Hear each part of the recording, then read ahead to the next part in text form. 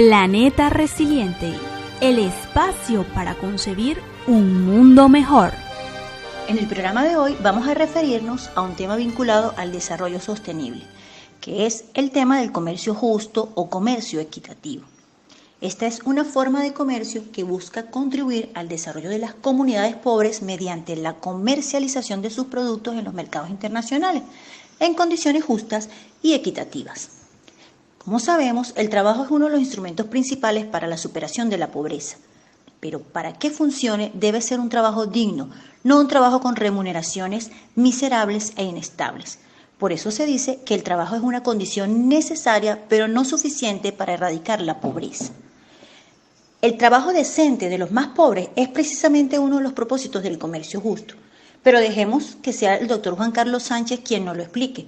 Como ya es costumbre en nuestro programa de Planeta Resiliente, comencemos preguntándole al doctor Sánchez qué es exactamente el comercio justo y cuándo comenzó este concepto. El comercio justo se define como el intercambio comercial entre los países en desarrollo y los países desarrollados que tiene como propósito fundamental mejorar las condiciones de vida de los productores más pobres.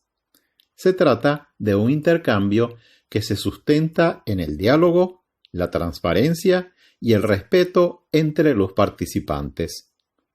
El comercio justo representa entonces una alternativa al comercio tradicional que, por lo general, explota los recursos y a los trabajadores de los países en desarrollo con el fin de producir bienes de bajo precio para los consumidores de los países desarrollados. En ese afán de colocar en el mercado productos de bajo precio, el comercio tradicional suele cometer excesos. Es bien conocido, por ejemplo, el caso de las empresas de moda que hacen confeccionar la ropa en países pobres pagando muy bajos salarios para venderla luego a precios muy competitivos en los Estados Unidos y en Europa. En cuanto al comienzo del comercio justo, puede decirse que las primeras iniciativas empezaron a finales de la década de 1940 en los Estados Unidos, cuando asociaciones humanitarias como el 10,000 Village y el SERV comenzaron a comercializar en ese país productos elaborados por comunidades pobres de países en desarrollo. El comercio justo comenzó, por lo tanto, como un movimiento humanista inspirado en los valores de la compasión, la ayuda mutua y la paz. En 1964, una vez terminado el proceso de colonización, los países en desarrollo exigieron en la segunda conferencia de las Naciones Unidas sobre el comercio y el desarrollo que se le diera prioridad al intercambio comercial, incluso por encima de la ayuda al desarrollo que recibían los países de los países desarrollados. Allí surgió la famosa consigna Trade Not Aid, es decir, comercio, no ayuda, que definió un movimiento que fue tomado como bandera por numerosas organizaciones no gubernamentales y que exigieron que no se tratara de un comercio convencional, sino de un comercio con justicia, un comercio justo, dándole así un carácter militante al desarrollo de este comercio. Luego, en 1969, se abrió la primera tienda de comercio justo en Europa, en Holanda, precisamente, y después aparecieron otras tiendas en otros países europeos. Más tarde, a partir de 1990, el comercio justo comenzó a tomar como referencia el concepto del desarrollo sostenible, con el propósito de lograr impactos positivos no solo en lo económico y en lo social, sino también en lo ambiental. Doctor, se sobreentiende entonces que el comercio equitativo es una manera de hacerle justicia a esos trabajadores que han sido explotados y mal recompensados por su labor. Pero, ¿qué tanto se ha extendido globalmente la práctica del comercio justo? La realidad es que el comercio justo sigue siendo insignificante si se le compara con las dimensiones del comercio internacional convencional. Su importancia económica realmente es mínima. Su relevancia, sin embargo, radica en que representa un desafío, es decir, es el desafío de las prácticas comerciales convencionales, debido a que esas prácticas actuales parecen haberse olvidado que existen agentes económicos, bien sea consumidores o intermediarios, que actúan con motivaciones distintas a la sola búsqueda de los precios más bajos para maximizar sus beneficios.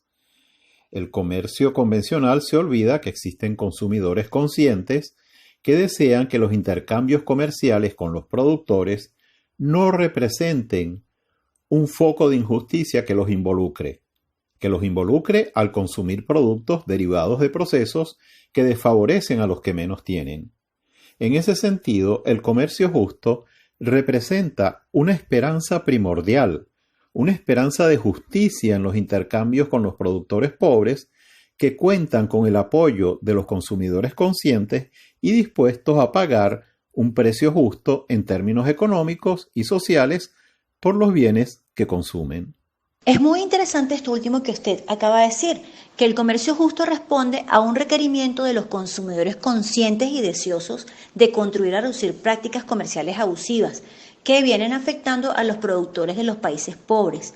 Pero en su opinión, ¿qué es lo que mueve a esos consumidores a asumir esta nueva actitud?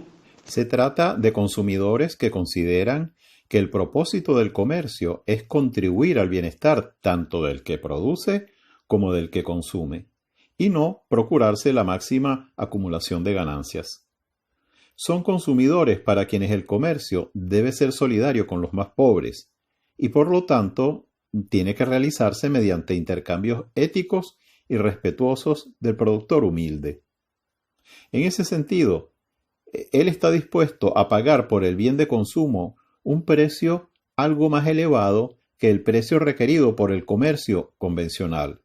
Claro está, siempre que se garantice que efectivamente sea un precio justo para el productor pobre que se encuentra al otro lado del mundo y no un mecanismo para aumentar aún más las ganancias del intermediario comercializador.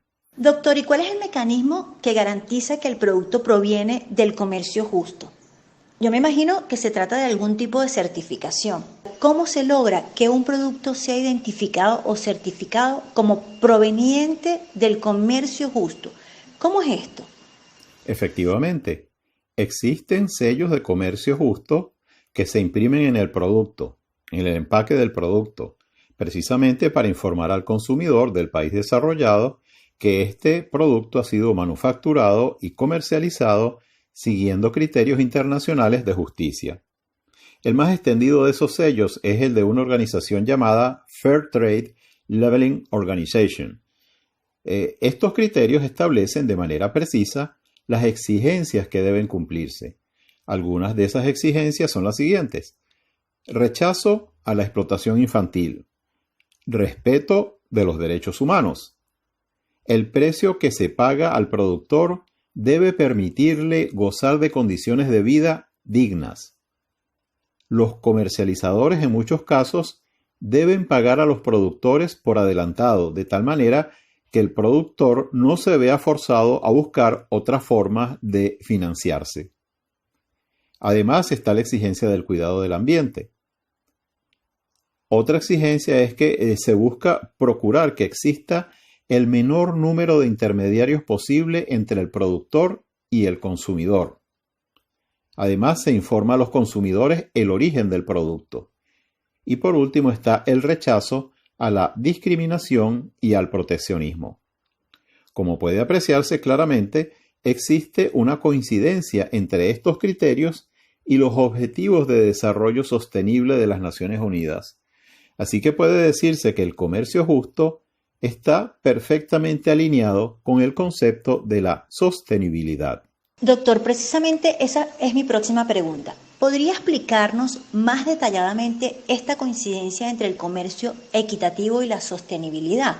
Esa es una pregunta importante, porque es en esas coincidencias que podemos ver más claramente que los beneficios del comercio justo van mucho más allá del reconocimiento de un precio razonable para el productor. Recordemos que el desarrollo sostenible tiene tres dimensiones, una económica, una social y otra ambiental. En la dimensión económica, aparte de ese precio razonable para el productor, Ambos, tanto el productor como el consumidor, hacen esfuerzos conjuntos para mejorar la calidad del producto y para aumentar la productividad del proceso productivo. Y esto pues genera beneficios económicos para ambos. En el ámbito social, se produce una mejora de las condiciones de trabajo. Se invierte en la formación de los trabajadores y en la mejora de las condiciones de vida de los trabajadores. Esto en su conjunto contribuye a darle un impulso al desarrollo en la localidad de los productores. Y en cuanto a la dimensión ambiental, se asegura el respeto de las regulaciones ambientales locales. Se protegen los bosques, los suelos y los recursos hídricos, así como la biodiversidad en esa localidad donde se realiza la producción. Sin embargo, y este es un aspecto controversial, desde el punto de vista ambiental, es preferible consumir un producto local que un producto importado desde localidades lejanas, debido fundamentalmente a las emisiones de gases de efecto invernadero que implica el transporte de tales productos. De tal manera que aquí pues hay que escoger entre o bien consumimos protegiendo el clima, haciendo pues un consumo de productos locales que requiere pues un transporte mínimo, o consumir con justicia social, trayendo productos desde muy lejos, y bueno, esta no es para nada una decisión fácil. Por último, y no menos importante, está la cuestión básica de que el comercio justo le abre una puerta de acceso a los productores de los países pobres para poder colocar sus productos en los mercados internacionales. Muchísimas gracias, doctor, por compartir con nosotros este tema tan interesante de comercio justo. Estamos muy atentos para transmitir la próxima edición número 7